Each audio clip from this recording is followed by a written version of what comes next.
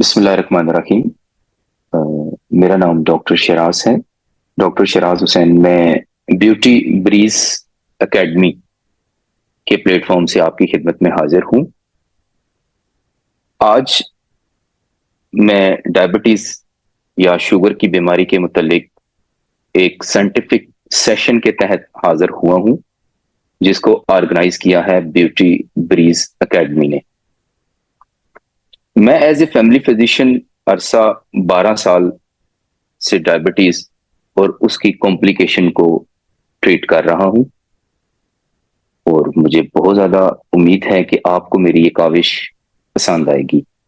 तो सबसे पहले मैं ब्यूटी ब्रीज एकेडमी का थोड़ा सा आपको तारुफ करवाना चाहता हूँ। 7 साल से ये लोग डिफरेंट किस्म की products making, products developing, makeup artist और इसी तरह से रिलेटेड डिफरेंट कोर्सेज ये लोग करवा रहे हैं। और रिसेंटली इन लोगों ने एस्थेटिक साइंस के हवाले से कुछ सेशन स्टार्ट किए हैं, और ये कोर्सेज इन्होंने बहुत मेहनत से डेवलप किए हैं, और मैं इस बात का गवाह हूँ। पहले तो मुझे लगता था कि ये वैसे ही कुछ, जिस तरह आमतौर पे मार्केट में, आपको पता है कि आजकल मार्केट्स में ना ये चीजें बहुत ज्यादा इन है। तो बहुत सारे लोग जो है वो इस चीज को लेके छोटे छोटे कोर्सेज प्लान करके जनाब बैठ जाते हैं और शुरू हो जाते हैं कि ठीक है, हम जो बच्चे न्यूली ग्रेजुएट होते हैं या कुछ ब्यूटिशियंस जो होती हैं या किसी भी चीज में जो ग्रेजुएशन करते हैं मेडिकल से रिलेटेड फील्ड में या ब्यूटी ब्यूटी की फील्ड से, तो ये चूंकि एक बहुत बड़ी ब्यूटी, एक बहुत बड़ी साइंस है, एक बहुत बड़ी फील्ड है और एक बहुत बड़ी इंडस्ट्री है। तो बहुत सारे जो मेरी नजर से गुजरे हैं वो तो मैं देख के भी हैरान और परेशान हो जाता हूँ बाज दफा, कि होता कुछ भी नहीं है, और वो इतनी इतनी बड़ी एडवर्टाइजमेंट और बाकी की चीजों में बहुत सारे लोग अपना पैसा जाया कर देते हैं। लेकिन इन लोगों के, जब मैं डिटेल में गया, पहले तो मैं समझ रहा था कि वैसे ही हैं। जब इन्होंने मुझसे कांटेक्ट किया कि आप हमारी टीम का हिस्सा बने, तो मैंने कोशिश की कि इनको पहले तो अवॉइड करूं। लेकिन फिर जब एक दो दफा मेरा इनसे कांटेक्ट हुआ, तो मैंने फिर इसको डिटेल में देखा। तो मुझे बड़ी खुशी हुई, इन्होंने मुझसे अपने कोर्सेज शेयर किए, तो मुझे बहुत ज्यादा खुशी हुई ये देख के कि ये वाकई एक साइंटिफिक तरीके से ये कोर्स इन्होंने प्लान किए थे। और मैं इनकी टीम का हिस्सा बनने में बहुत ज्यादा खुशी महसूस करता हूँ। और अल्हम्दुलिल्लाह मुझे बड़ी खुशी हो रही है कि आपके सामने एक साइंटिफिक डायबिटिक सेशन जो है आज आपके सामने पेश करने जा रहे हैं। देखते हैं क्या होता है। आप की तरह मैं भी मेडिकल का एक स्टूडेंट ही हूँ, और यहाँ पे सिर्फ स्टूडेंट भी मौजूद नहीं है, मेडिकल के ब्यूटिशियंस भी मौजूद हैं, और मुख्तलिफ लोग जो इस चीज में इंटरेस्ट लेते हैं वो लोग भी मौजूद हैं। तो स्टूडेंट्स तो इफेक्ट सारे ही हुए ना इनफैक्ट। अच्छा, अब इसकी जो डायरेक्टर हैं डॉक्टर मिसबा साहिबा, और इसकी जो मैनेजिंग डायरेक्टर हैं डॉक्टर समीरा साहिबा, इन्होंने बहुत ही प्रोफेशनल तरीका से इस एकेडमी को ये लोग चला रहे हैं। मुझे याद पड़ता है कि तकरीबन 7-8 साल से ये लोग इसके इस फील्ड में हैं, और ये बहुत प्रोफेशनल हैं। तो मुझे खुशी हुई है कि मैं इनकी टीम का हिस्सा बना हूं। तो अब हम आते हैं अपने टॉपिक की तरफ। तो आज का जो टॉपिक है वो है डायबिटीज। बिल्कुल जी, डायबिटीज आप सब लोग जानते हैं किसी ना किसी हवाले से। शुगर के, आप सबको पता है कि डायबिटीज क्या चीज होती है, शुगर की बीमारी क्या चीज होती है। लेकिन मैं कोशिश करता हूं कि आसान और अल्फाज में, जिसमें कुछ आप लोगों को मेडिसिन के हवाले से कुछ एब्रीवेशंस होती हैं, टर्मिनोलॉजी होती हैं, और आप लोग माशाल्लाह पढ़े लिखे लोग हैं, उम्मीद है कि इसको आप समझ जाएंगे। और जहां पे भी एंड में आप लोग ने किसी भी चीज को आप मुझे कहेंगे कि मैं इसको डिस्क्राइब करूं, इसको आपको आंसर करूं, तो मैं इंशाल्लाह वो भी जरूर प्लान करूंगा। तो डायबिटीज जो होती है ये एक कहते हैं जी, diabetes describe a group of metabolic disease in which the person has high blood glucose, blood sugar, either because insulin production is inadequate। तो मैं आसान अल्फाज में इसको इस तरीके से बताऊंगा कि शुगर की बीमारी, डायबिटीज एक ऐसी मेडिकल कंडीशन है, एक ऐसी हालत है जिसमें शुगर, जिस्म में खून के अंदर शुगर की सतह नॉर्मल से ज्यादा हो जाती है। देखें, नॉर्मल जो शुगर है वो ऑब्वियसली बॉडी के अंदर होनी चाहिए। क्यों? क्योंकि शुगर का जिस्म के अंदर एक बहुत ज्यादा, बहुत ही कीमती चीज है, ये बहुत ज्यादा रोल है। क्योंकि शुगर जो होती है ये आपकी बॉडी को एनर्जी प्रोवाइड करती है, आपके जिस्म को एनर्जी प्रोवाइड करती है, आपके सेल को एनर्जी देती है, जिसकी वजह से ही हम मूव कर पाते हैं। लेकिन किसी भी कंडीशन से ये जो एनर्जी है, ये जो शुगर जो है वो आपके सेल के अंदर नहीं पहुंचती, तो इसको फिर हम शुगर का, डायबिटीज की बीमारी का नाम देते हैं। अच्छा, अब ये बात ये है कि इसका नॉर्मल से जब ये एबनॉर्मल तक का जो जो सफर होता है उससे ज्यादा हो जाती है, तो इसकी डिफरेंट वजूहात होती हैं। जैसा कि मैं अब बगैर कोई सामने कोई किसी भी किस्म का पेपर रखे हुए बगैर इस पे आपके सामने ये बात करूंगा, क्योंकि मुझे लगता है कि जो आपका शेयरिंग नॉलेज होता है वो ही ज्यादा बेहतर होता है, एक्सपीरियंस बेस्ड नॉलेज ही ज्यादा बेहतर होता है, और मैं उसको इंशाल्लाह इस हवाले से बात करूंगा। लेकिन कोशिश करूंगा कि आप लोग जो है वो मेरी बात को अच्छे से समझ सकें और अच्छे से इसको आप फॉलो कर सकें। अब ये है कि शुगर की दो टाइप्स होती हैं, दो टाइप होती हैं, टाइप 1 और टाइप 2। अब टाइप 2 जो होती है उससे पहले मैं आपको एक छोटी सी चीज, टाइप 1 और टाइप 2 और मजीद एक और टाइप होती है जिसको गेस्टेशनल डायबिटीज कहते हैं। गेस्टेशनल डायबिटीज यानी कि हमल के हालत में जो शुगर होती है वो उसको गेस्टेशनल डायबिटीज कहते हैं। अच्छा, अब मैं आपको थोड़ा सा इंसुलिन का रोल बताना चाहूंगा कि जिस्म के अंदर इंसुलिन का क्या रोल होता है। इंसुलिन जो होती है ये हमारे ह्यूमन लबलबा के अंदर, पेंक्रियाज के अंदर एक हार्मोन है जो अल्लाह पाक पैदा करते हैं, और इसका काम जो होता है वो शुगर को कंट्रोल करवाना होता है। जिस्म के अंदर इंसुलिन जो होती है वो शुगर को कंट्रोल करवाने, मतलब इसका, इसी का काम शुगर को कंट्रोल करवाना है। इंसुलिन और शुगर, जब भी आप शुगर के हवाले से कोई बात करेंगे तो आपको इंसुलिन, सबसे पहले आपके जहन में इंसुलिन आएगी। तो इंसुलिन की जो मिकदार है ये अगर आपकी बॉडी के अंदर किसी भी वजह से कम बनना शुरू हो जाती है या बिल्कुल भी नहीं बनती, तो इस कंडीशन को डायबिटीज का नाम दिया जाता है। डायबिटीज की ये एक टाइप 1 होती। अच्छा, अब एक कंडीशन होती है टाइप 2। टाइप 2 में क्या होता है कि टाइप 2 में आपकी ये जो ग्लूकोज के अंदर इंसुलिन बन रही होती है ये ढीठ हो जाती है। मतलब कि इंसुलिन तो जिस्म बना रहा है लेकिन वो ग्लूकोज जो है उसको बिल्कुल भी नॉर्मलाइज नहीं कर रहा। ये एक ऐसी कंडीशन होती है जिसको टाइप 2 कहा जाता है। इसको इंसुलिन रेजिस्टेंस की हालत मेडिकल के टर्म में कहते हैं। इंसुलिन तो बन रही है लेकिन जिस्म उसको अपने काम में नहीं लेके आ रहा, इसको इंसुलिन, ये सबसे ज्यादा ये टाइप हमारे कंट्री और वर्ल्ड वाइड सबसे ज्यादा यही टाइप पाई जाती है जिसको टाइप 2 कहा जाता है। अब मैं दोबारा थोड़ा सा टाइप 1 की तरफ आऊंगा।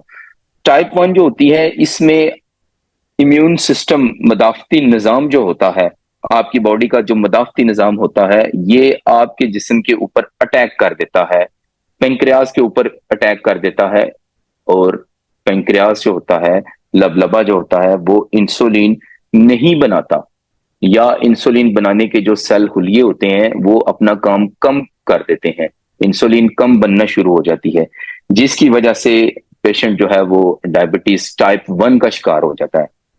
और टाइप 1 का जो पेशेंट होता है वो अमूमन इसकी फैमिली हिस्ट्री होती है टाइप 1 की, और फैमिली टाइप 2 की फैमिली हिस्ट्री भी होती है, लेकिन टाइप 1 जो होती है इसकी फैमिली हिस्ट्री बहुत स्ट्रांग होती है, और ये जीनियाती एक अमल होता है। आपकी जो जीन्स के इफेक्ट के साथ ये टाइप 1 जो डायबिटीज होती है, जीन्स के इफेक्ट के साथ इसका ताल्लुक होता है। इसलिए टाइप 1 का जो पेशेंट होता है उसको पूरी जिंदगी इंसुलिन के साथ ही गुजारा करना पड़ता है, क्योंकि उसकी इंसुलिन की प्रोडक्शन या तो बहुत कम बनती है या बिल्कुल नहीं बनती।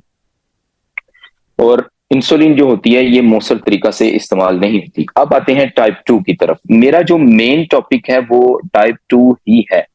टाइप 2 जो है ये वर्ल्ड वाइड सबसे ज्यादा पाई जाने वाली शुगर की बीमारी है, और टाइप 2 के मरीज आपको हर घर में मिलेंगे। अब लेकिन पाकिस्तान के अंदर इसकी इसके केसेस आपको बहुत ज्यादा, मेरे ख्याल में तो हर घर के अंदर दो तीन पेशेंट तो डायबिटीज के होते ही हैं। और इनमें जो मोस्ट कॉमन जो टाइप है वो टाइप 2 ही है। अब आते हैं टाइप 2 की तरफ। अब टाइप 2 एक ऐसी कंडीशन होती है जिसमें आपकी जिस्म की इंसुलिन जो होती है वो मौसर तरीके से डायबिटीज को कंट्रोल नहीं कर पा रही होती। अब जब डायबिटीज को वो कंट्रोल नहीं कर पा रही होती तो इंसान जो है उसके ब्लड के अंदर शुगर की मिकदार ज्यादा होना शुरू हो जाती है, और उसको डायबिटीज की बीमारी कहा जाता है। लेकिन टाइप 2 इतनी कोई खतरनाक नहीं होती कि आप समझें कि ये कोई बहुत ज्यादा खतरनाक हो गई है और जनाब अब हमें पूरी जिंदगी इंसुलिन के साथ गुजारा करना पड़ेगा। इसको मैनेज करना बहुत आसान होता है। और मैंने अपनी प्रैक्टिस में टाइप 2 के बहुत सारे ऐसे केसेस, मैंने डॉक्यूमेंटेशन मेरे पास है। मैंने टाइप 2 के केसेस रिवर्स किए हैं। ये रिवर्सेबल भी होती है, क्योंकि बहुत बड़ी बात मैं कहने जा रहा हूं, लेकिन ये रिवर्सेबल होती है। टाइप 2 जो होती है ये रिवर्सेबल डायबिटीज इस हवाले से होती है क्योंकि इसका जो ताल्लुक होता है वो हमारे लाइफस्टाइल के साथ होता है। हम आजकल हमारा सेडेंटरी लाइफस्टाइल हो गया है। हर बंदा जो है वो सहूलत सहूलत सहूलत के पीछे मूवमेंट नहीं करता। और जब वो मूव नहीं करता, आपका जिस्म मूव नहीं करता, तो बॉडी जो है वो अपनी प्रोडक्शन उस हवाले से सही तरीके से नहीं कर पाती। होता यह है कि जिस्म के अंदर सिर्फ इंसुलिन ही नहीं पैदा हो रही होती और बहुत सारे ग्रोथ हार्मोन बॉडी बना रही होती है आपका जिस्म, और इसके हेल्पिंग हार्मोन्स बन रहे होते हैं जिसकी वजह से वो किसी न किसी हवाले से इंसुलिन की मिकदार को मुतासर करते रहते हैं। अब होता यह है कि प्रोडक्शन तो हो रही है। अब हम क्या करते हैं कि हम बहुत ज्यादा मिकदार में, आपने देखा होगा कि आजकल हर जगह पे होटलिंग बहुत ज्यादा कॉमन है। जिस जगह पे जाएं आप देखेंगे कि होटल होटल होटल बन रहे हैं। अब ये जो फूड है, जंक है, ये आप लोग यूज करते हैं। हमारी फैमिलीज में इसको बहुत कॉमनली, अब तो मैंने अपनी प्रैक्टिस में देखा है कि बहुत छोटे बच्चे घर में खाना ही नहीं खाते। अब वो खाना बिल्कुल नहीं खाते, वो क्या करते हैं, वो बाहर से जंक लेना शुरू कर देते हैं। उनका जिस्म उसी कंडीशन में, क्योंकि ह्यूमन जब इंसान एक पैदा होता है तो अल्लाह पाक ने पेंक्रियाज के अंदर 8 लाख डिफरेंट किस्म के सेल्स बना दिए होते हैं जो कि इंसुलिन पैदा करना शुरू कर देते हैं। अब होता यह है कि आपका बच्चा जो है शुरू में ही आप उसको जो है वो बहुत ज्यादा स्वीटनर पे लगा देते हैं, सेरिलैक्स पे लगा देते हैं। अब सेरिलैक्स के अंदर अब एक छोटी सी चीज, ये अब आउट ऑफ टॉपिक में थोड़ा सा हो रहा हूं, लेकिन अब इसके अंदर एक मेल्टोडेक्स्ट्रीन पड़ी होती है। अब मेल्टोडेक्स्ट्रीन जो होती है ये तो इंसान के जिस्म में, आप समझ लें कि एक टाइम में अगर ये 12 चम्मच चीनी को आप इसको कह लें तो मेल्टोडेक्स्ट्रीन इसके इक्वल होती है। अब क्या होता है कि बच्चे का जो पेंक्रियास है वो इमीडिएटली इंसुलिन पैदा करना शुरू कर देता है। बच्चा जो है वो उसके इफेक्ट्स के साथ जो है वो गुगलू मुगलू सा लगना शुरू हो जाता है। कहते हैं जी ये जी हमारा बच्चा बड़ा हेल्दी है, हालांकि वो हेल्दी नहीं होता, वो बीमारी होती है। लेकिन इनफैक्ट इसको भी समझने में बहुत टाइम लगेगा। ये जो प्रोसेस मील होते हैं इनसे बचना ही इसकी बुनियाद, मेरा कहने का मतलब यह है कि टाइप 2 की बुनियाद उसी वक्त हम डाल देते हैं जिस वक्त हम अपने बच्चे को मेल्टोडेक्स्ट्रीन टाइप के, ग्लूकोज टाइप के डिफरेंट किस्म के सीरियल्स और इस तरह के फूड्स देना शुरू करते हैं। तो अब मीठा तो बचपन से ही लग गया जुबान को, अब तो वो बिल्कुल भी नहीं छोड़ेगा इसको। तो आहिस्ता आहिस्ता करके बॉडी के जो बीटा सेल होते हैं वो इनइफेक्टेड होते जाते हैं। प्रोडक्शन बनती है, प्रोडक्शन कम होती जाती है, कम होती जाती है। शुगर आपकी बॉडी जो है वो ज्यादा कंज्यूम करती है, फैट उसी तरीके से आप बनाना शुरू कर देती है, और आप आहिस्ता आहिस्ता फैटी लिवर और इससे रिगार्डिंग जितनी भी कॉम्प्लिकेशन है उसका शिकार होते जाते हैं। तो टाइप 2 को मैं अब क्लोज करता हूं। टाइप 2 जो है एक ऐसी शुगर है जिसका ताल्लुक हमारी रोजमर्रा की रूटीन के साथ है, और ये बचपन या जवानी में जाहिर नहीं होती। ये अमूमन जाहिर होती है बड़ी उम्र के लोगों में जाहिर होती है। बचपन और जवानी में जो अमूमन शुगर होती है उसको टाइप 1 कहते हैं, लेकिन ये डॉक्यूमेंटेड बात है। मैंने अपनी लाइफ में टाइप 1 के जवानी के केसेस बहुत ज्यादा देखे हैं। अब एक शुगर की कंडीशन होती है जिसको कहते हैं गेस्टेशनल डायबिटीज, यानी कि हमल के दौरान जो शुगर जाहिर होती है, ये वो शुगर है। तो अमूमन ये शुगर खत्म हो जाती है जब बच्चा पैदा होता है, बच्चे की पैदाइश के बाद ये शुगर की बीमारी खत्म हो जाती है, लेकिन ये शुगर के खतरे को बढ़ा देती है। शुगर का खतरा जब एक एक दफा आप गेस्टेशनल डायबिटीज का मदर शिकार हो जाती है, तो उसको अपनी लाइफ में बहुत ज्यादा एहतियात करने की जरूरत होती है, क्योंकि ये उस खतरे को बढ़ा देती है। ये अब आपको मैं थोड़ा सा इसके जो असबाब होते हैं उनके हवाले से थोड़ी सी बात करता हूं कि इसमें, अब जैसा कि मैंने आपको पहले बताया है कि इसका जो एक मेन सबब होता है वो यही होता है कि जेनेटिक्स इफेक्ट्स, जेनेटिक्स अवामल जो होते हैं, खानदान में शुगर की बीमारी का मौजूद होना, और उसके बाद इसमें आपकी जो तर्ज जिंदगी होती है, गैर सेहतमंद जो खुराक होती है, जैसे कि मैंने आपको पहले भी बताया है, जिस्मानी सरगर्मियों की जो कमी होती है, आप लोग लैक ऑफ एक्सरसाइज का शिकार होते हैं, ये भी डायबिटीज को, टाइप 2 को बढ़ाने में बहुत ज्यादा इसका रोल होता है। अब ये होता है कि जब आप जिस्मानी सरगर्मियां, एक्सरसाइज और इसकी इसमें लैक की तरफ जाते हैं, आप अपने मसल को मूव नहीं करते, तो आप मोटापे का शिकार हो जाते हैं। फैट जो होता है वो अराउंड द बेली बहुत ज्यादा फैट, आपका जिगर एक किस्म का फैट उगलना शुरू कर देता है, फैटी लिवर का आप शिकार हो जाते हैं। फैटी लिवर पे इंशाल्लाह इसी प्लेटफॉर्म के थ्रू हम एक लेक्चर नेक्स्ट अरेंज करेंगे और आपको मैं बताऊंगा कि शुगर और फैटी लिवर का आपस में रिलेशन क्या है, क्योंकि इसमें फिर मैं टॉपिक्स पे नहीं रह पाऊंगा, इसलिए मैं अभी मेन टॉपिक पे बड़ी मुश्किल से रह रहा हूं। तो अब आपने क्या करना है कि इस चीज को, फैटी लिवर को थोड़ा सा इस हद तक ही समझना है कि फैटी लिवर का पेशेंट डायबिटीज होने के खतरे में बहुत ज्यादा होता है, 95% रिस्क में होता है। अब इसमें उम्र का ज्यादा होना भी इसका एक इफेक्ट होता है कि जैसे जैसे उम्र ज्यादा होती जाती है, बीटा सेल की प्रोडक्शन कम होती जाती है, तो फिर भी आप टाइप 2 का शिकार हो सकते हैं। अब मैं आता हूं शुगर की अलामात की तरफ। अलामात, आप सब माशाल्लाह बड़े समझदार लोग हैं, आपको पता होगा कि शुगर की जो अलामात हैं उसमें सबसे पहले जो है वो यही होता है कि बार बार पेशाब का आना, जिसको आप कहते हैं कि अनकंडीशनल यूरिनेशन, बार बार पेशाब आता है, बार बार पेशाब आता है, और बहुत ज्यादा प्यास लगती है। जब पेशाब बहुत ज्यादा आता है, बहुत ज्यादा पेशाब आता है, तो फिर प्यास जो है वो बहुत ज्यादा लगती है। जिस्म में बहुत शदीद किस्म की थकावट होना शुरू हो जाती है। स्पेशली मरीज जो है वो आपका ये कहता है कि मेरी जो लेग्स हैं वो पेन करती हैं। मैं आपको एक क्लिनिकल टिप दे देता हूं इसके हवाले से। आपके पास जो पेशेंट आता है और वो ये शिकायत करता है कि मेरी जो पाँव है वो जलते हैं, तो आपसे गुजारिश है कि आप सबसे पहले उसकी शुगर का टेस्ट करें। इसके अलावा जो पेशेंट बहुत ज्यादा अनकंडीशनल टायर्डनेस का शिकार होते हैं, जिन थोड़ा सा ही मूव करते हैं और कहते हैं कि हमें थकावट हो गई है, तो आप उनमें एक दफा बाकी टेस्ट जो है वो तो इलादा से हैं, लेकिन शुगर का टेस्ट, बुनियादी टेस्ट है, वो जरूर कर लें। इसके बाद एक कंडीशन होती है जिसमें जख्म जो है वो देर से बढ़ता है। ऐसे अफराद जिनका जख्म बहुत ज्यादा देर से बढ़ता है, उनमें भी इसका शुगर का टेस्ट कर लेना बहुत जरूरी होता है। अब मैं आपको बताता हूं कि जो नॉर्मल शुगर होती है वो क्या होती है। नॉर्मल शुगर जो होती है वो होती है 60 से लेके, न्यू जो गाइडलाइन है उसके मुताबिक, सुबह खाली पेट यानी कि फास्टिंग की हालत में जब आप शुगर चेक करेंगे, तो 60 से लेके 120 तक ये ग्लूकोज नॉर्मल कंसीडर होता है। लेकिन 120 100 से क्रॉस करेगा तो आप इसको कंसीडर करें कि ये बॉर्डर लाइन है। इसमें एक कंडीशन होती है जिसको आप प्री डायबिटिक भी कहते हैं। प्री डायबिटिक के ऊपर भी हम एक लेक्चर इंशाल्लाह जरूर अरेंज करेंगे, क्योंकि प्री डायबिटिक एक ऐसी चीज है जिसमें आपको शुगर होने से बचाया जा सकता है, आपसे मुराद आपके पेशेंट को या आपसे रिलेटेड अफराद को।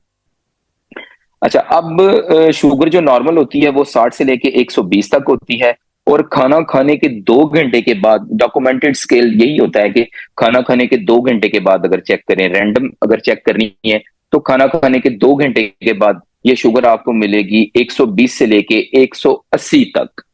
कुछ लोग 200 तक भी नॉर्मल मानते हैं, लेकिन 180 जो है वो बॉर्डर लाइन है। न्यू गाइडलाइन, अमेरिकन गाइडलाइंस के मुताबिक 180 तक ये नॉर्मल होती है। लेकिन मैं अपनी प्रैक्टिस में ये समझता हूं कि 60 से ऊपर नहीं आनी चाहिए। अच्छा, अब शुगर की आपको ये जो चीजें मैंने आपके साथ शेयर की हैं, बड़ी मुश्किल से कोशिश करके मेडिकल की टर्म्स को मैंने अवॉइड किया है, और क्योंकि हमारी डेली की प्रैक्टिस में ये टर्म्स यूज होती हैं, तो मैं इसको अवॉइड करके आसान अल्फाज में आप तक पहुंचाने की कोशिश कर रहा हूं। तो इसमें अब शुगर की जो तशखीस होती है, इसमें जो इलाज करने से पहले जो कंडीशन होती है, इसमें दो तीन जो है वो डिफरेंट किस्म के टेस्ट करवाए जाते हैं। जहां पे एक तो टेस्ट हो गया blood sugar, BSR BSF। BSF का मतलब होता है कि आपने फास्टिंग हालत में शुगर चेक की है। BSR का मतलब होता है कि आपने रैंडम हालत में शुगर चेक की है, खाना खाने से पहले और खाना खाने के बाद की शुगर। अच्छा, अब इसमें जहां पे डाउट होता है वहां पे एक और टेस्ट होता है, जिसमें आपको मीठा पानी सुबह खाली पेट एक मखसूस मिकदार में पिलाया जाता है, जिसको इस टेस्ट को हम ग्लूकोज टॉलरेंस टेस्ट कहते हैं, GTT। और शुगर की पिछली 3 महीने का कंट्रोल चेक करने के लिए जो टेस्ट होता है, उसको HbA1c कहा जाता है। शुगर का जब ट्रीटमेंट जो होता है वो छोटा छोटा मैं आपको ट्रीटमेंट बता देता हूँ, आपके नॉलेज के लिए ये बता रहा हूँ कि इसमें ट्रीटमेंट डिफरेंट तरीके से किया जाता है। बेसिकली 4 तरीके होते हैं जिसमें आप शुगर का इलाज कर सकते हैं। जरूरी नहीं है कि आपने अदवायात ही देनी है। मैं यहाँ पे टाइप 2 के पेशेंट की बात कर रहा हूँ। टाइप 1 का पेशेंट तो होता ही इंसुलिन डिपेंडेंट है। ठीक है, टाइप 1 के लिए इंसुलिन जरूरी होती है, क्योंकि उनके जिस्म के अंदर इंसुलिन नहीं बन रही होती। लेकिन ज्यादा लोगों को टाइप 1 के पेशेंट्स भी मैंने देखे हैं कि उसमें कुछ पेशेंट रिवर्सेबल हो जाते हैं, लेकिन उसमें उसके दूसरे हार्मोन्स का बहुत ज्यादा रोल होता है। और उनमें जो ग्रोथ हार्मोन्स स्पेशली और एंडोर्फिन और टेस्टोस्टेरॉन्स के लेवल जो होते हैं, ये बहुत कॉमन होते हैं। और इन सब का चेन जाके बनता ही एक्सरसाइज के साथ है। इस पे भी एक लेक्चर की जरूरत है, क्योंकि ब्यूटी ब्रीज एकेडमी का प्लेटफॉर्म एक बहुत बड़ा प्लेटफॉर्म है, और इसमें साइंटिफिक सेशन के हवाले से आप लोगों को ब्यूटी के हवाले से तो ये लोग बहुत ज्यादा अच्छा गाइड कर रहे होंगे। मैं इस चीज की उम्मीद भी रखता हूँ, और मैं मेरी नजर भी इस चीज के ऊपर है। लेकिन मैं आपको थोड़ी सी ये चीज बताना पसंद करूंगा कि मैं इसके साइंटिफिक सेशंस का हिस्सा हूँ। एज ए डॉक्टर मैं इसकी साइंटिफिक सेशन को हैंडल करूंगा, और आप लोगों को आउट ऑफ द वे भी इंशाल्लाह इससे हट के भी हम लोग गाइड करेंगे इंशाल्लाह। मैं इस चीज की आपको गारंटी देता हूं। अच्छा, अब मैं आता हूं इसकी जो मैंने अभी थोड़ी देर पहले ट्रीटमेंट की बात कर रहा हूं। तो ट्रीटमेंट जो होता है ये 4 तरीके से होता है। पहले नंबर पे तो इंसुलिन तो लाजमी है। ठीक है, इंसुलिन टाइप 1 के पेशेंट के लिए है। टाइप 2 के पेशेंट के लिए अब डिफरेंट तरह की टैबलेट्स होती हैं, जो कि मुख्तलिफ तरीके से अफेक्ट करती हैं बॉडी के अंदर। कुछ ग्लूकोज को ब्लॉक करती हैं, कुछ ग्लूकोज को रिलीज स्लो स्लो करवाती हैं। तो ये इनका डिफरेंट इफेक्ट्स होता है। लेकिन टाइप 2 के पेशेंट्स को फिर हमें सम टाइम इंसुलिन देनी भी पड़ती है। इंसुलिन डिफरेंट टाइप की होती है, वो भी मैं आपको इंशाल्लाह जरूर बताऊंगा। अब इसमें बहुत ज्यादा जो रोल होता है वो होता है खुराक का।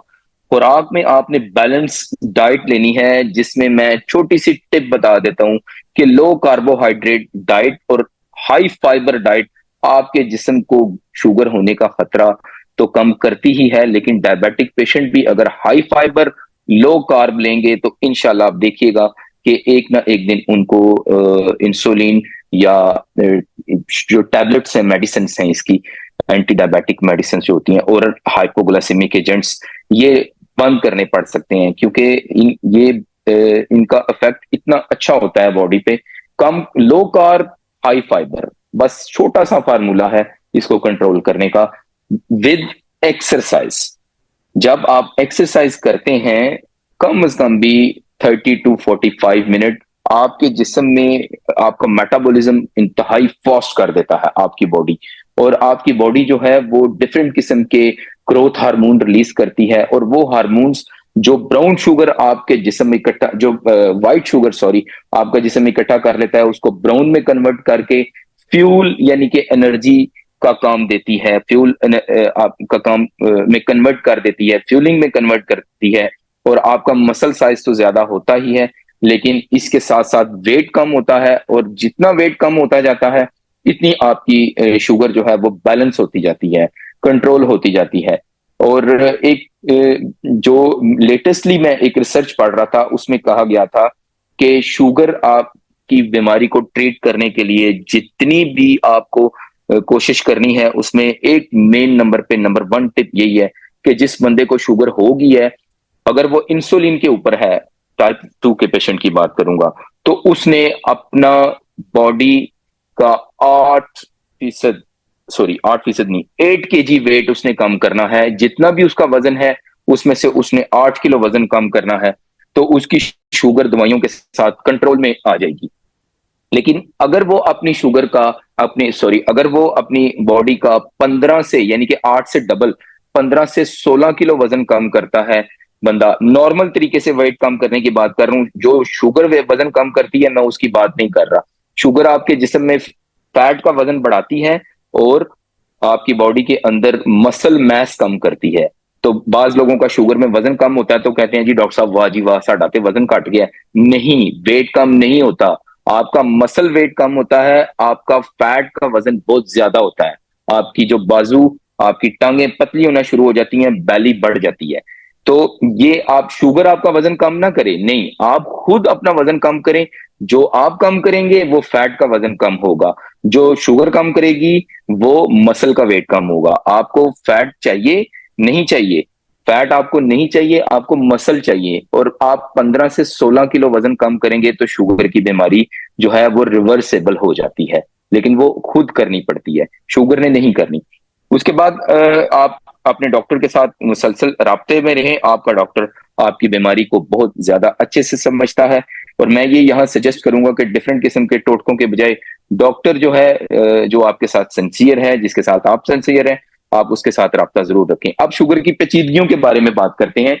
शुगर एक बहुत लंबा टॉपिक है, मुझे नहीं लगता कि मैं इतने शॉर्ट टाइम में इसको कवर कर पाऊंगा, लेकिन मैं पूरी कोशिश करता हूं कि आप तक कुछ ना कुछ जरूर पहुंचाऊं। तो शुगर की जो पेचीदगियां हैं, इसमें डिफरेंट किस्म की पेचीदगियां आती हैं। सबसे पहले जो पेचीदगी आती है वो दिल की बीमारियां हैं, दूसरे नंबर पे गुर्दों की बीमारियां हैं, तीसरे नंबर पे आंखों की बीमारियां हैं, और चौथे नंबर पे जिल्द के मसाइल हैं। और अब इनको शॉर्ट टर्म में मैं डिफरेंट किस्म की, आपने देखा होगा कि डायबिटिक न्यूरोपैथी, डायबिटिक नेफ्रोपैथी और डायबिटिक रेटिनोपैथी, ये 3 किस्म की पैथियां तो बहुत ही ज्यादा कॉमन है। लेकिन एक चौथी जो पैथी है वो होती है जनाब स्किन के हवाले से, पैथी मतलब डिजीज। तो स्किन के मसाइल शुगर के मरीजों को बहुत ज्यादा देखने में आते हैं। आपकी रोजमर्रा की जिंदगी में जो स्किन के मसले होते हैं उनमें बहुत ज्यादा जो कॉमन होता है वो होता है आंख के ऊपर जो एक दाना बन जाता है जिसको स्टाइस कहते हैं, ये बन जाता है, कार्बंकल्स बनते हैं। उसके बाद फंगल नेल इन्फेक्शन होते हैं, और उसके साथ साथ फोलिकुलाइटिस जिसमें छोटे छोटे दाने बनना शुरू हो जाते हैं, पीप की तरह के दाने बनना शुरू हो जाते हैं, फिंसियां बनती हैं, बॉयल्स। और उसके साथ नाखूना, इसको उर्दू में नाखूना, और उसके साथ निकोमाइकोसिस एक कंडीशन होती है जो फंगल इन्फेक्शन होती है, नाखून अंदर की तरफ घुस जाता है, जिसको अराउंड द नेल इन्फेक्शन कहा जाता है।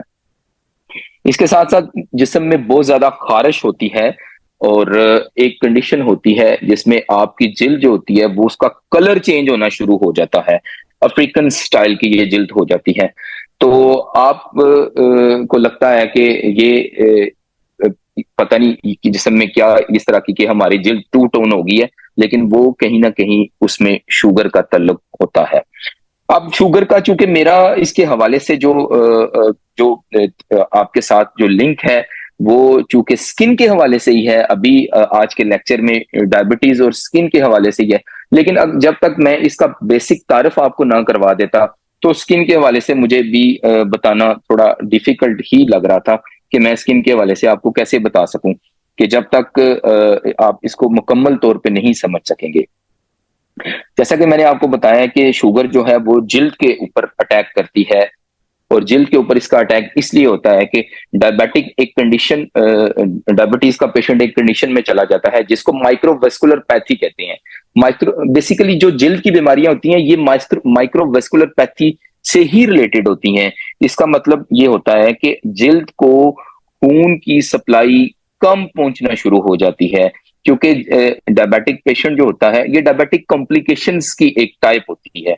क्योंकि डायबिट ये उन लोगों की बात मैं नहीं कर रहा जो कंट्रोल फॉर्म में जाते हैं, लेकिन हमारे कंट्री में मुझे तो बहुत कम लोग ऐसे मिले हैं जो कि कंट्रोल हालत में होते हैं, वो कॉम्प्लिकेशन में ही जाते हैं।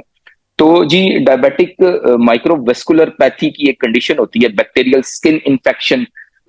इसको जिस्म के मुख्तलिफ हिस्सों में जो है वो फोड़े फिंसियां बनने शुरू हो जाते हैं, और आंख के ऊपर स्टाई की कंडीशन, या जिस्म की पेट के ऊपर उभार बनना शुरू हो जाते हैं। पेट और ऐसे एरिया जो हिडन होते हैं जिनमें क्या कहते हैं, हवा नहीं इतनी ज्यादा लगती, बैक हो गई और जेनिटेलियस के एरियाज हो गए, वहां पे जो है वो पसीना बहुत ज्यादा आता है, आप उसकी केयर नहीं करते, जिसकी वजह से वहां पे बैक्टीरियल इन्फेक्शन हो जाती है। अमूमन डायबिटिक पेशेंट जो होता है वो, उसकी इम्यूनिटी बहुत कम होती है, इम्यूनिटी बहुत ही कम होती है, जिसकी वजह से वो बार बार मुख्तलिफ किस्म की इन्फेक्शन का शिकार हो जाता है।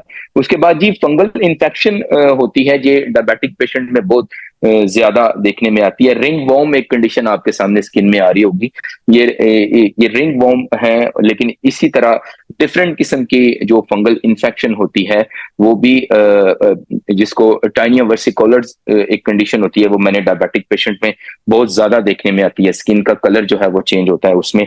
उसके बाद एनिकोमाइकोसिस नेल की जो कंडीशन है वो देखने में आती है।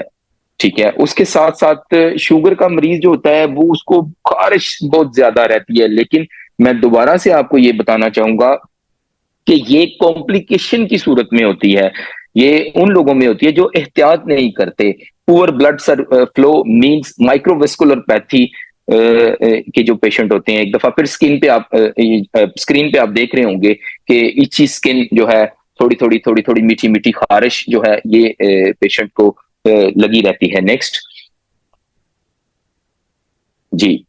अब इसमें आप ये स्क्रीन पे देख रहे होंगे जी, ये इसको पंजाबी में या उर्दू में फुलबेरी वेटिलिगो भी कहा जाता है। और ये कंडीशन जो होती है, इसमें आप देख रहे हैं कि स्किन का कलर जो है वो डिफरेंट जगह से खराब हो रहा है। ये इम्यून सिस्टम से रिलेटेड एक कंडीशन है। बेसिकली मैं इसको डायबिटिक कॉम्प्लिकेशन तो नहीं कहता, क्योंकि इसका तलब इम्यून सिस्टम से रिलेटेड है, तो ऑब्वियसली इसका लिंक यहाँ पे ऐसे बन रहा है कि इम्यूनिटी जो है कम हो गई है बॉडी की, और जब बॉडी की इम्यूनिटी कम हो जाती है तो जिस्म जो है वो शिकार हो जाता है जनाब इस कंडीशन का, जिसको फुलबेरी या विटिलिगो भी कहते हैं। नेक्स्ट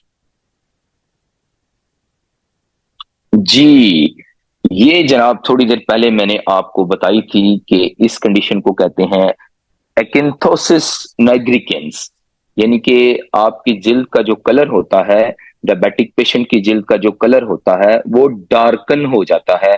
तो जी मैं बता रहा था कि एक्टोनोसिस नाइग्रिकेंस जो है, इसमें स्किन का कलर जो है वो डिफरेंट एरिया से, डिफरेंट जगहों से डार्क होना शुरू हो जाता है। तो इसका बेसिक भी ताल्लुक जो है वो इम्यून सिस्टम, इम्यूनिटी के साथ ही होता है। तो इम्यूनिटी जो होती है वो मेलानिन को डिफरेंट साइड पे जो है ड्राइव करती है, और मेलानिन कहीं पे ज्यादा हो जाते हैं, कहीं पे कम हो जाते हैं, तो उनकी डेरिवेशन जो है वो बैलेंस नहीं रहती, तो फिर ये कंडीशन देखने में आती है। नेक्स्ट जी, शिन स्पॉट्स। ये स्पॉट्स जो होते हैं बेसिकली इसका रिस्पॉन्सिबल जो होता है आपके इम्यून सिस्टम में, जो खून जमाने वाले खुलिये होते हैं, ये वो होते हैं।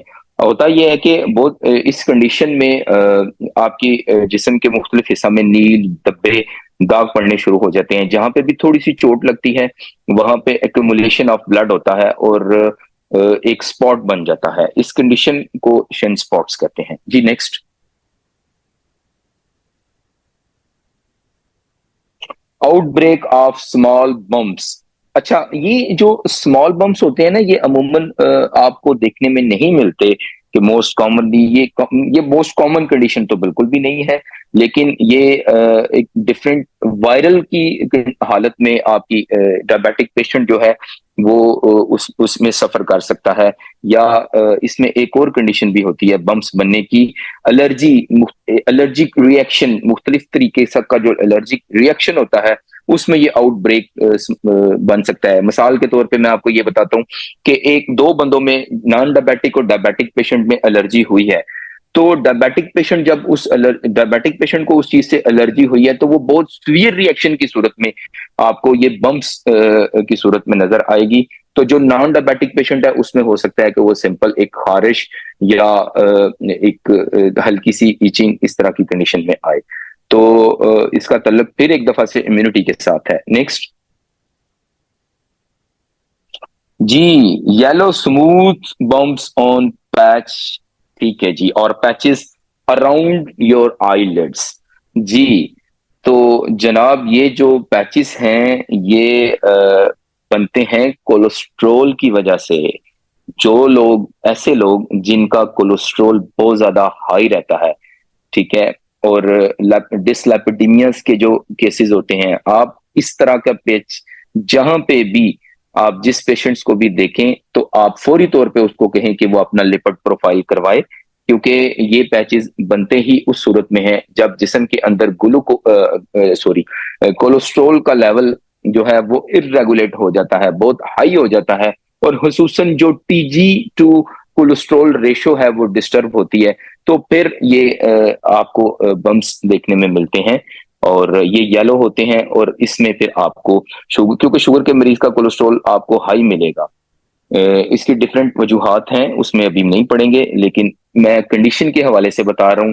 इसका ट्रीटमेंट तो जनाब कोलेस्ट्रॉल की मेडिसिन के साथ ही किया जाता है, बट ये एक स्किन कंडीशन है इसलिए आपको बताई गई है। नेक्स्ट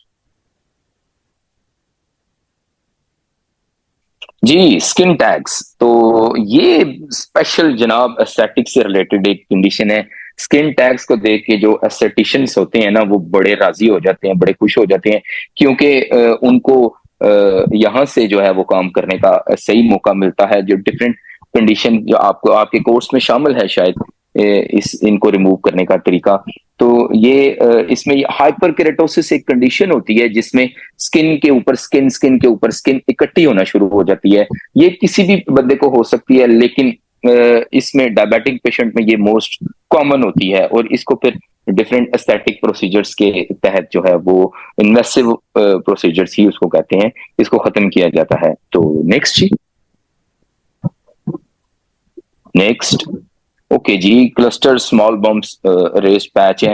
ये भी एक किस्म की एलर्जी ही होती है। अमूमन इसका तल्लुक जो होता है वो एक्जिमा के साथ होता है। एक्जिमेटिस स्किन इस तरह की होती है जिसका डिफरेंट साइड्स पे जो क्लस्टर टाइप स्किन बन जाती है, और मोस्ट कॉमनली ये कंडीशन आपकी स्किन की वो कंडीशन होती है जिसमें स्किन ड्राइनेस, स्किन में बहुत ज्यादा ड्राइनेस हो जाती है।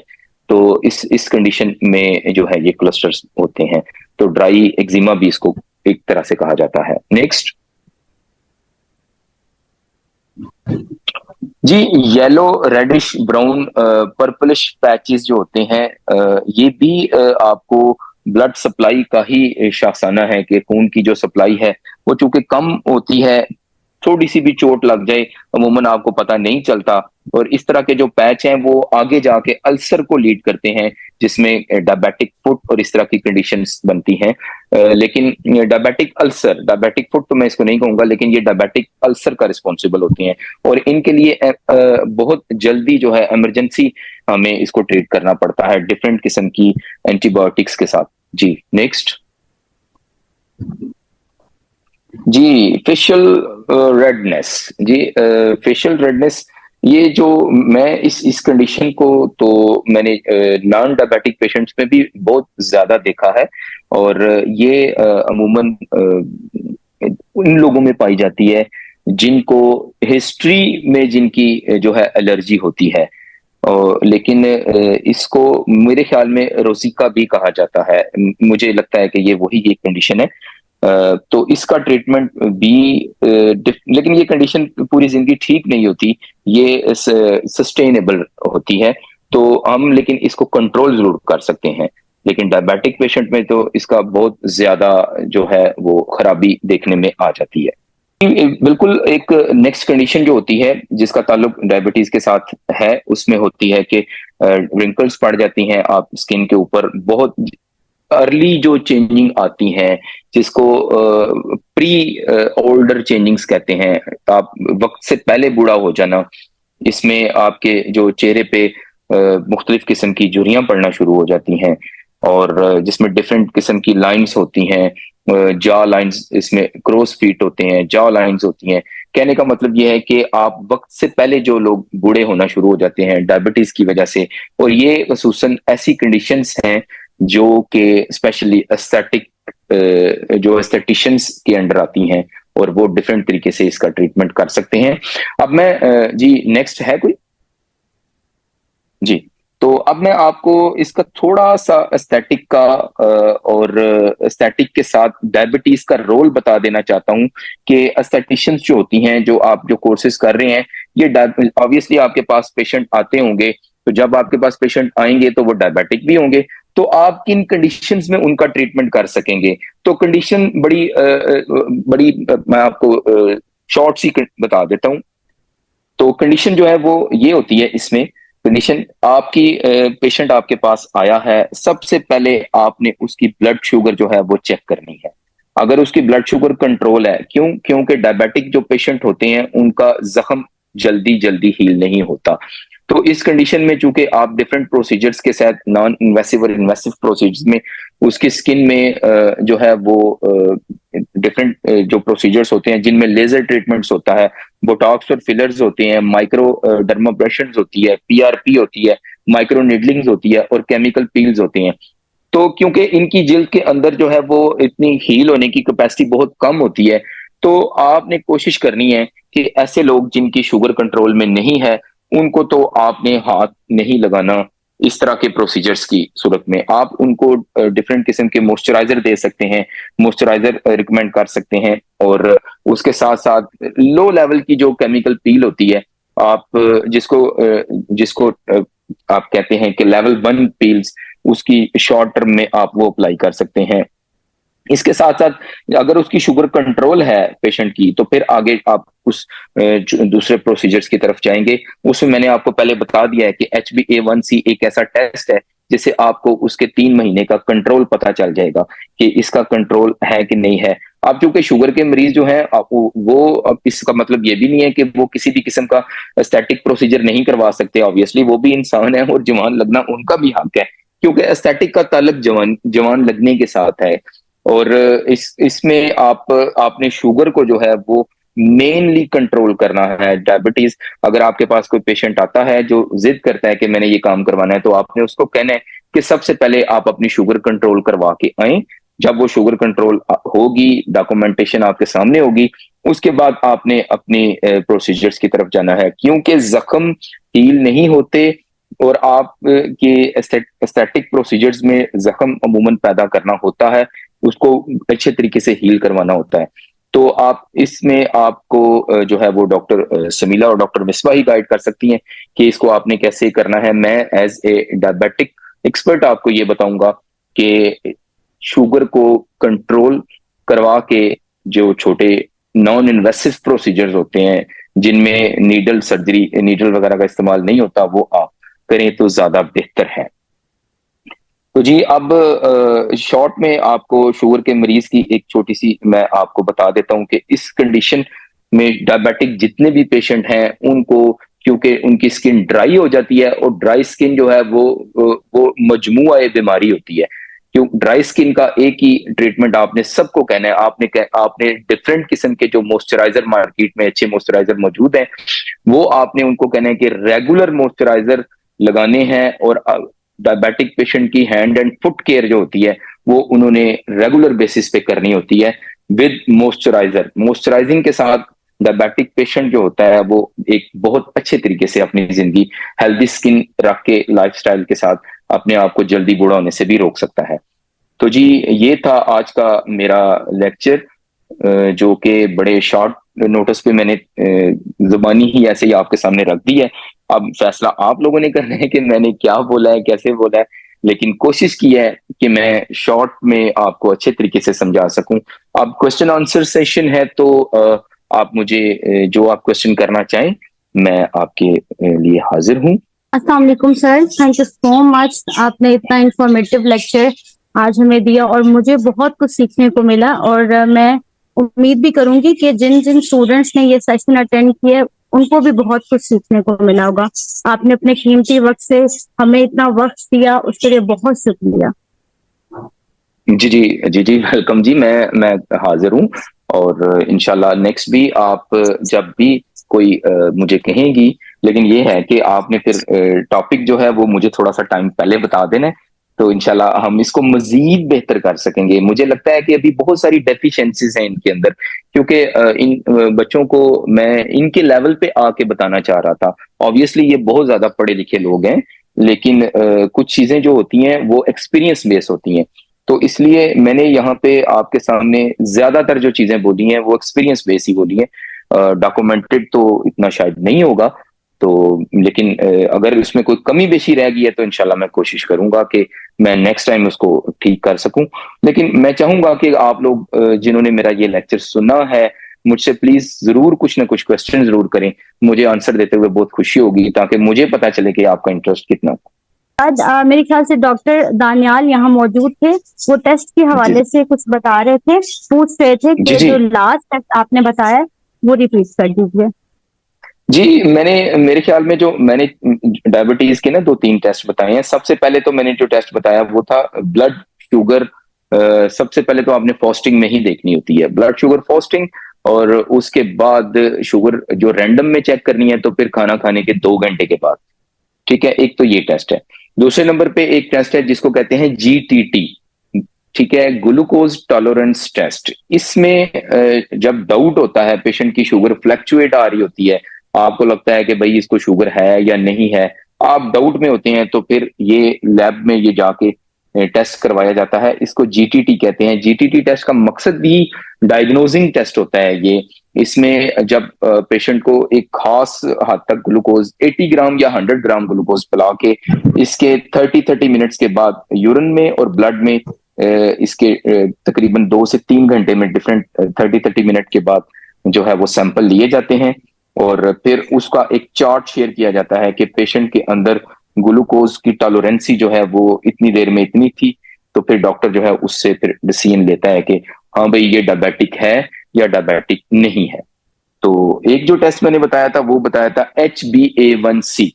तो HbA1c जो टेस्ट होता है ये आपके ब्लड के अंदर हीमोग्लोबिन के अंदर जो ग्लूकोज की कैपेसिटी है उसको चेक करने के लिए होता है। बेसिकली ये कंट्रोल चेक करने के लिए टेस्ट होता है कि आपकी बॉडी जो है इसमें शुगर का कंट्रोल कितना है, शुगर के पिछले 3 महीने का एवरेज कितना है। ये बेसिकली एवरेज को जाहिर करता है, जो कि नॉन डायबिटिक पेशेंट में 5 या 5 से कम होना चाहिए। कुछ लैब्स की वेरिएशन जो है वो ये भी कहती हैं कि 5.5 तक ये नॉर्मल होता है। तो जब 6 हो जाता है तो 6 से लेके 6.5 या 7 तक इसको कहते हैं जी कंट्रोल।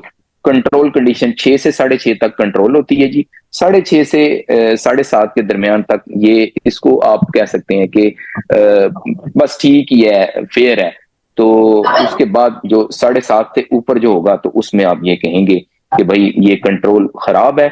और 8.5 से ऊपर होगा तो फिर आप ये कहेंगे कि भाई ये बंदा जो है ना, ये फौरी तौर पे इसको अपना ग्लूकोज कंट्रोल करने की जरूरत है, क्योंकि शुगर में किसी भी किस्म की तब्दीली जो होती है वो होती है 3 महीने के अंदर अंदर। ये कोई फौरन कॉम्प्लिकेशन ऐसे एकदम से नहीं हो जाती।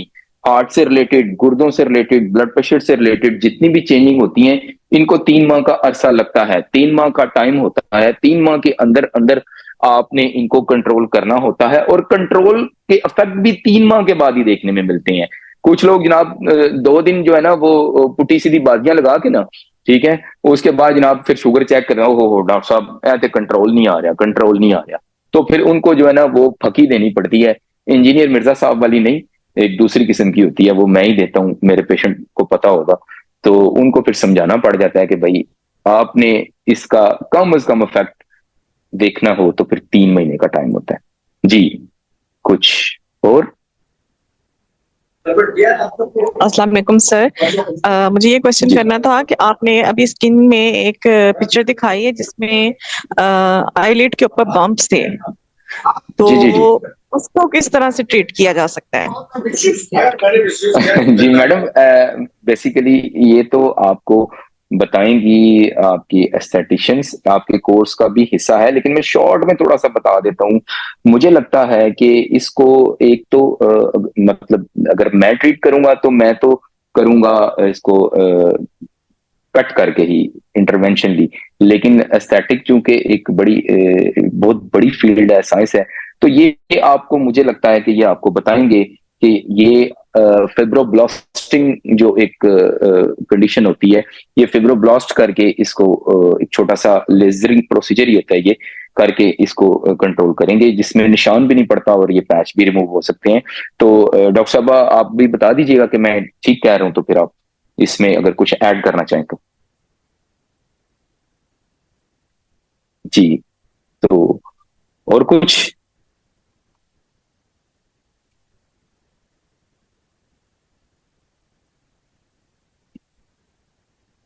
इकबाल के शहीन चुप कर गए हैं जी, शहीन और शहीनाएं कुछ बोले, करें भाई कोई क्वेश्चन,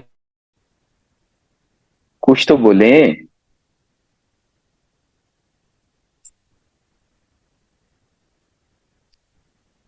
चले आप कुछ नहीं बोल रहे तो फिर मैं आपको बस ये छोटी सी एक चीज बता देना चाहता हूँ कि डायबिटीज के जो खतरा होता है उससे बचने के लिए आप सब जो हैं वो एक कंडीशन के अंदर आए, तो आप सब लोग ये समझ लीजिएगा कि आप लोग को भी डायबिटीज का शिकार होने वाले हैं।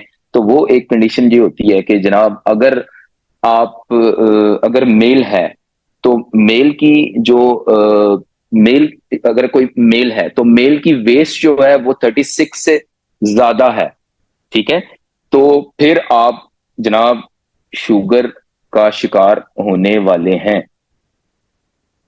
और अगर फीमेल है तो फीमेल की कमर 34 से ज्यादा है, तो फिर जनाब आपको भी शुगर का शिकार होने वाले हैं। तो इस खतरे को आपने कैसे निपटना है, ये अब आपको पता होगा।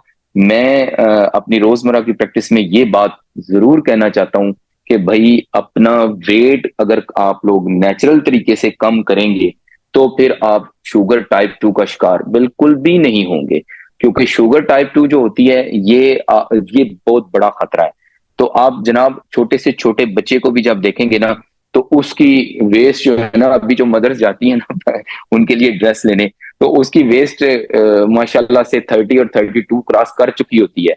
यानी कि अगर 10-12 साल का बच्चा जो है वो ये वेस्ट लेके घूम रहा है, तो फिर आप ये देखिएगा कि वो जब 20-25 साल की उम्र में कहां तक इसको लेके पहुंचेगा, इसको कितना कुछ ज्यादा जो है वो फैला देगा कि आपकी जो शुगर है वो उसका शिकार कितनी जल्दी वो हो सकता है। कम से कम इस चीज को आप ज़हन में रखें। लेकिन यहाँ पे मैं आपको ना एक छोटी सी उम्मीद भी देना चाहता हूँ, वो ये है कि ऐसी बात नहीं है कि शुगर जो है वो बिल्कुल ही ला इलाज है। और इसको मैंने आपको सबसे पहले ये चीज बताई है कि एक कंडीशन होती है जिसको आप कहते हैं कि प्री डायबिटिक जो होती है वो एक ऐसी कंडीशन होती है जिसका तल्लुक होता है आपके मोटापे से, आपके फैट से, जिसका तल्लुक होता है आपके हाई बीएमआई से। बीएमआई मतलब बेसिक बेजल मेटाबॉलिक इंडेक्स से, ठीक है। ये इंडेक्स जो है ये हाइट और वेट को लेके निकाला जाता है, या आपका डॉक्टर निकालता है जी। और इसमें आपने अब क्या करना है कि आपने अपने वेट को कम रखना है, ठीक है। अब सम टाइम क्या होता है, सम टाइम ये होता है कि किसी कोई घर में जिसने शुगर चेक किया है तो शुगर जनाब हाई आ गई है, ठीक है, और अक्सर जो है वो नॉर्मल आती है। मैं आपको प्री डायबिटिक की थोड़ी सी एक्सप्लेनेशन देता हूँ। तो आप लोग समझते हैं कि यार ये शायद लैब वाले की गलती है या स्ट्रिप जो है वो खराब है। नहीं भाई, ऐसा बिल्कुल भी नहीं है। ये कंडीशन जो है ये होती है प्री डायबिटिक। एक दफा हाई आ गई, उसके बाद जो है वो नॉर्मल आ गई, एक दफा हाई आ गई, ठीक है, 4-5 दफा चेक की तो नॉर्मल आ गई। तो ये प्री डायबिटिक ऐसी कंडीशन होती है जिसको आप ट्रीट कर सकते हैं, जिसको ट्रीट करके आप शुगर का शिकार होने से बच सकते हैं। तो इसको आपने जो है वो अपना वजन कम करके ही कंट्रोल, वजन कंट्रोल करके ही इसका इलाज शुगर में एंट्री से रोक सकते हैं अपने आप को। ठीक है, तो अगर आपको शुगर की बीमारी हो चुकी है तो फिर भी जनाब आप अपना वेट कम करके शुगर की कॉम्प्लिकेशन का शिकार होने से बच सकते हैं। और अगर आप शुगर की कॉम्प्लिकेशन का शिकार हो गए हैं तो फिर जनाब आपने क्या करना है कि आपने अपना तकरीबन बॉडी का 8% वेट कम करना है, 8% वजन आपने कम करना है, जो कि कम मेरे ख्याल में बनता है कोई 10 से 15 किलो के दरमियान। किसी का कोई और क्वेश्चन है तो करें।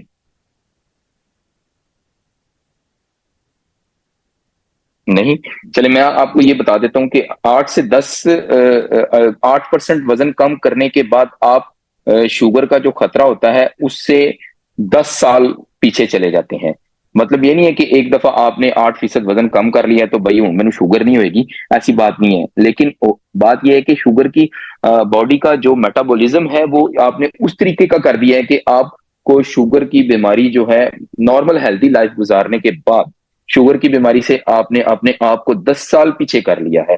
शुगर की कॉम्प्लिकेशन नहीं होगी और अद्वयात भी कम होती जाएंगी। तो जी अद्वयात से समटाइम जान भी छूट जाती है।